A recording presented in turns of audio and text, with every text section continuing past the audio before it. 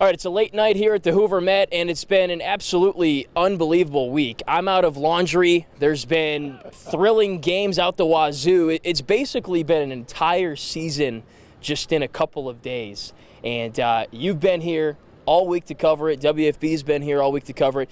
You probably recognize this guy from social media, especially LSU's run to Omaha last year. Known as the Pencil Guy. First name's Jack. I'm a Michigan native, which most of you probably know. I really struggle with the Cajun, the French names. I'm not even going to try to pronounce his last name. To me, he's Jack and the Pencil Guy. What is your last name, though? You would be better than me at saying it. Yeah, it's DeLongchamps, but I got to be honest with you. Kind of like Ocho Cinco, I'm in the process of considerably changing it. LSU Nation's been great to me, and they've just referred to me as the Pencil Guy, so I think I'm just going for the maybe potential name change. Kind of like... Ron Artest going to Meta World Peace? Exactly. You're just going to be the Pencil Guy? It's a possibility. If Dixon Ticonderoga would get involved, I would even just go by Ticonderoga if they'd let me. Well, let's start there. What is your choice of pencil to do these interviews? Have you seen them? He literally stands there with a phone and his microphone. Yep. Maybe we should be using this instead of this. Exactly. Is a pencil. And it's a Ticonderoga, number 2. Number 2. Typically use this on standardized testing. Yeah. These are the good ones. I did chew on a large amount of these, so I hope you don't tackle me. I just get bored. No, you know? That's yours. I get it. No. I promise. This is a very well sharpened pencil. I would lose it. Is all you. Yeah, no. It is yours. Like chapstick, I lose these things come on, it's clockwork. But no, it's a gift for you, freshly sharpened. It doesn't miss, dude. I don't know, man. I don't think I'm worthy, to be honest with you. But why this pencil? And I'm going to ask you after how this all started, this whole thing. Yeah, no, so it's actually a pretty good little scam. I'm playing college baseball in the Charleston, South Carolina area. I didn't know I needed an internship to graduate. Finally, I go to the SID department, and I just started interviewing my buddies, and I called it an internship, did post-game write-ups, and in that time, what I learned was like, oh man, you get a little bit more genuine authenticity when, you're obviously not too dressed up. Fast forward 4 to 5 years later, and about a year ago, I dedicated my life to telling stories in sports. And to me, broadcasting games in the Carolinas, whether it be NC State, Duke, or even a small school in the Charleston area, putting on the suit and tie for me and then grabbing the microphone and talking to guys, to me, it just wasn't true to who I was. So I brought the pencil back out. I revived it after my college playing days. And what I seemed to find was, I sat in a locker, not nearly as talented as the lockers that the LSU guys sit in. But what I found was they're just dudes like you and I that want to have the opportunity to talk about what they're doing, the difficulty of it. And I've been beyond blessed that Coach Johnson and his staff have let me as close to the program as they have. I'm with you. I'm not a big suit and tie guy either. We have to wear them when we're, doing professional stuff there in the studio. But I was at a high school game. I was wearing kind of the same thing you were wearing. You don't always have to be in the tie and stuff. And I do think that what you say is true, is that guys are a little bit more inclined to, kick back. It's a Saturday. We're kicking a few back. And I'm going to give you some answers that I'm not going to share with you in front of 20 people with a bunch of cameras. So I think it's a brilliant idea. Okay, and you just kind of run with it, and you cover most of the teams across the country? Yeah, in season, I've been really fortunate. Covered about 50 games up in the booth, doing play-by-play and color analyst work, wherever I can find work. And usually it's just wherever I am. Instead of boots on the ground, I'm often caught wearing flip-flops. So it's flops on the ground wherever I am in person. I'll interview guys. But this postseason, especially stemming from last Omaha, man, this program and so many others in the SEC were so kind to me that I wanted to come be around the buzz. Hoover was a bucket list. This week has been spectacular. That might be the understatement of the century, honestly, dude. But to me, getting around Coach Vitello of Tennessee, Coach Corbin of Vanderbilt, so many different styles of play. But what I've been able to, justifiably so recognize is, man, they love it, right? This is incredible. The fans are nuts. So to tell some stories in sports, you'd be remiss to not show up here, dude. You do a great job at it, too. You're all over the place. Flops on the ground. You ain't kidding. For us, it's one team, but you do them all. And you do them all very well. You know all the players. You got little inside jokes with them. It's incredible. So I'm going to tell people where to go to follow your content if they don't already, because they're going to want to. But just take me back to that Omaha experience, getting to be on the field for a national championship, talking to Hayden Travinski, Tommy White. many others, like right after the game. Like, what was that like for you? Man, it was a dream come true. The opportunity kind of became real, obviously, when the players like really let me in. Dylan Cruz, we had a mutual friend, and all of a sudden, like, I think the rest of the guys, when they see Dylan Cruz like holding the pencil, they're like, oh, wait. Like, he's one of us. So I was so fortunate and thankful for those guys. But when you win a natty, right, to me, the big story last year, which was so cool, and I actually talked to Alex Milazzo about this earlier today, right?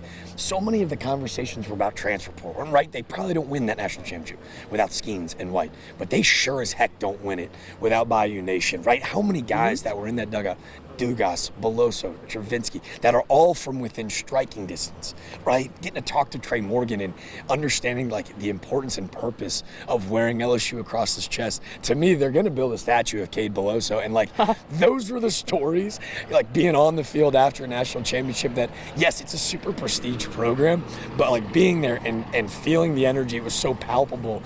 I was so blessed to help be a really small portion of realizing that it was so much more than baseball. Like, there is a reason that LSU fans show up in waves. And like in Omaha last year, it was insane to me to see them show up, not only in their unwavering support, but like the local guys on that team. I think that was what really stood out that night after Game 3. I'm with you, man. I mean, this has been my first year with the team, and it's just been unbelievable. Like, where I come from, college baseball is not that big. The school I went to didn't have a team, but it has been awesome to cover this baseball team. They are so tight. Coach Johnson is literally like another player. I mean, he's out here hopping around. He's jumping into the mosh pits, and the fans are just unbelievable. And then it really helps when you've got a thrilling comeback win on Thursday. The same thing here a couple hours ago. It's just an experience all around. The storylines, like, you literally can't script them, right? Both Michael Braswell plays hero against his former team in two, like, storybook written games against the University of South Carolina. But when you really, like, peel back the layers and look at what happened tonight, Coach Johnson getting ejected from the game, and obviously the protest of the protest. Like, I don't know what we're going to call it, but it's definitely going to coin a nickname somewhere. But watching him come shoot out of that dugout and his players mosh him after the monster mile and monster home run, I was like, this is what it's all about, right? They say it just means more, not to be cliche as hell, but man, for this team, watching, like, not only the old guys, like, to me, I always love watching Travinsky and Milazzo, like, watch them handle like everything that goes on and how they're able to temper the moments. They're on-field coaches basically, but then to watch these freshmen grow up right in front of our eyes, like, it's pretty terrifying how good this team's going to be for as long as they will. They're not freshmen anymore, that's for sure. This team is special. It wasn't always like that this year. I've been through plenty of Sundays where the team just really got ran off the field, for lack of a better term, especially on Sundays. They had some heartbreaking losses mixed in there. They've really, really turned it around, and it's been a wild ride. This is what college athletics is all about. Not this, I'm suing this coach because I didn't get an NIL deal, I'm transferring to my 80th school. No, this is what college athletics is about. The fans, redemption in a fun way, arguments, but at the end of it, great ball. Not decided by officiating, by contracts, but by guys making plays and dudes being dudes, really. I think really what stood out today more so than everything else was this idea that, like, Alex Milazzo kind of broke it down to me, where he was on a team 3 years ago that started 1-9 in conference, right? And LSU fans, you got to hear me out. I say this with love. Why wasn't there the same energy for Florida all season long that there was towards LSU? Yeah. Right? And Alex Milazzo kind of talked about that, like, hey, you forget that we've got a ton of freshmen playing, like immediate impact innings. We lost 7 or 8 guys that we had played 3 or 4 years of college baseball with. This is a totally new team. So, yeah, it took some time to get it going, but you go back to the Florida and LSU conversation, the reason that there wasn't the same energy for Florida, who was assumingly going to get into the tournament all year, and LSU wasn't, this was a terrible year for LSU baseball, it's because you fans care more than anybody, right? So that energy, that heat, it's a little bit higher, and I think these guys felt it, but never flinched. And I think that's the coolest part, that instead of like hearing it and kind of deterring themselves away from it, like they used it as a rallying cry. And man, they don't get it done without those leaders.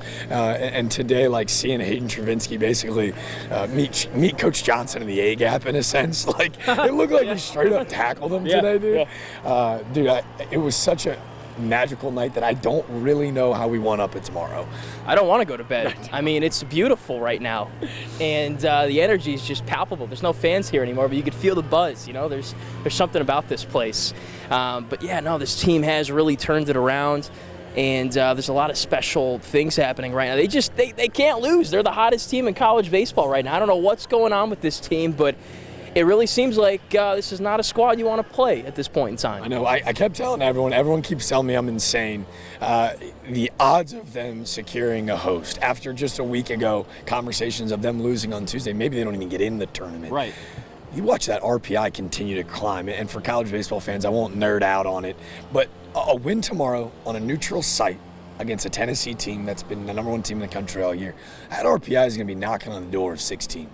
I don't know if it happens, and it probably doesn't, unfortunate to the box, but how unlucky is going to be a 1 seed that's hosting, and a number 2 overall regional seed is going to roll into your town with this fan base, with these dudes. They are, without question, to your point, the hottest team in baseball. I wouldn't want to see them jump. Holman, Thatcher Hurd starting to figure it out, and to me, where they've really, I guess, turned a page, that rotation, how good's Cam Little and Griffin Herring been, right? Tag the back-end bully and Gavin Guidry. Like, all of a sudden, the bullpen, just like last year, starting to come to fruition. You're going to start to throw guys on multiple days, short rest, just like, obviously, we saw Riley Cooper do last year for LSU. So it is going to be a really crappy day on Selection Sunday when a 1 seed's going to go, oh, we got the Tigers. But, hey, who knows? You never know what happens in a Super 2, but wouldn't you love some more postseason baseball in the Bayou? Well, that would be nice. They'll be getting it no matter what because they're going to take the Bayou to wherever the game is. Stillwater, Tallahassee, Santa Barbara, whatever. It's coming. Like they called this Alec Box East, I guess what they're calling it now. And the fans, I mean, these seats were loaded with purple and gold today. I mean, there were a couple South Carolina fans behind the dugout here, but other than that, I mean, at least everything I was hearing was either boo, what's the call, because the officiating today. But other than that, though, go Tigers, things like that. They did. Mark Kingston of South Carolina in their post-game presser was like, it was great for our guys to play in this kind of environment because of how nuts and bonkers these fans were. Like, right. This is the ultimate postseason test. And you can make an argument at the way that the Gamecocks played it all week. Like, one swing, one pitch away, they beat LSU twice. Can make an argument that they're the hottest team in baseball, but they call it that magic moment for a reason. There's always somebody stepping up, and I love with this squad too. Maybe a little bit different than years past. Like, it's a different guy every night. Well, it was Jake Brown yesterday. They plug and place him in the lineup that goes yard. Today it was obviously Stephen Milam. They're just so deep 1 through 9. So now the question is, you got the SEC tournament championship. Got the NCAA tournament. And to your point, I wanted to mention this. They are finding different ways to win games. Yep, Jump and Luke have been shut down all year. The bullpen hasn't been that good. But with the bullpen struggles, they're getting the run support. Yep. They scored 11 runs against South Carolina the other day to win an 11-10 game. 12 here to win 12-11, right? Yep. So overcoming those struggles, which have hindered them at points this season. What would you say is the biggest thing that this team needs to do, continue to do, whatever it might be, to get back to Omaha? That's a great question. Last year, it was, to me, the bullpen piece of Riley Cooper, where even last year on that national championship team in late SEC play, there was a lot of question marks about how they were going to find outs at the back ends of the game. I just think that if they can continue to get 5, 6, 7 innings out of their starters, and Gage Jump has been arguably the best left-handed pitcher in the country the last month. If you can continue to find volume innings out of your starters, then all of a sudden it alleviates so much pressure out of that back end. To me, Tommy White has become like the most pivotal figure in baseball, right? Like, he just oozes golden spike energy. So if he can continue to wear a lot of that pressure on the shoulder, to me, just like those starters taking off innings from the back end, if you can find a way to let that offense just kind of jump on the back of 47, puts you in a really good spot to make another run. Well, you think the bats are going to go cold at some point. I mean, it just has to. I thought it might be today, but then, with 2 outs, they put 6 runs up, and here we go again, back on that roller coaster. So if the bats stay hot, they can overcome any kind of those pitching woes, you have to think. But it's been everybody. It's really hard to single out one guy. Jared Jones has hit home runs. Travinsky had a big couple hits today. Tommy White is obviously doing his thing. Braswell, Milam, Brown, Larson. I mean, it's really been the same lineup every day. The pitching's the only thing that's been different, and they're just finding ways to win. It was weird. I was standing over here. It was 8-0, and for some reason I wasn't feeling the way I have at points this season on Sundays at 2 o'clock, where it's 8-0 Vanderbilt, it's 6-0 Texas A&M. what time am I leaving here? It didn't feel like that. You just felt that they would make a run, and they did. Isn't that a testament to Jay Johnson, though? Yeah. Jay gets thrown out of a game, and then all of a sudden you can feel the boys just like rise to the occasion. Obviously, it was about a 25-minute in real time stoppage after obviously the whole balk catcher's interference fiasco. Yet even then, as Carolina gets the run across, they head back out for the bottom half. Even then, Carolina fans were restless, right? Even then, LSU fan goes, no, we're cool. We've been there before, right? I think that's Jay Johnson. There is a swagger, a cockiness, if you'd like to say. And to me, it's just sheer confidence that all of a sudden, like, his representation, like, his players embody who he is. So even down 8, they're just as confident when they're up 8-2. Certainly. And he's been one of the guys. Like we said, he literally is like another player on this team. It's like they're coached by a player. He is right in there. He's not one of those old school guys that's like, good, we won, whatever. Nah, dude, he's coming out here. He's in the mosh pits. He's, showing emotion. He's getting thrown out of games. You just got to love it. So this team is fun to watch. If you're not watching him, you should. If you're not following him, you should, because you can follow along with him, with us. So tell the folks how they could follow you, all that good stuff. I appreciate it, man. Jack DeLongchamps on Twitter, Pencil Talk Pod. I've been really fortunate to jump on with the 11.7 college baseball team. They're the best in the country when it comes to live updates and highlights and scores. And for me, I'm not trying to be the Schefter or anyone like that. Like, I just like to tell stories. Yeah. And man, guys like yourself are inspiring. I wish one day that my biceps looked like yours. And that's the key. I got some. Come on, eat your Wheaties, folks. It's all this equipment I got to carry. Eat your Wheaties, folks. That too. Something like it. I appreciate you, man. Yeah, appreciate you. Thank you for the time. How should we, I guess we could cheers on the way out here with the mics. Why don't we switch? Why don't we switch it? Yeah, he's with the mic. I'm with the pencil. They're both mics. We're both making content. We both love college baseball. And that's a wrap. Thanks for watching. Give him a follow. Go Tigers. Boom!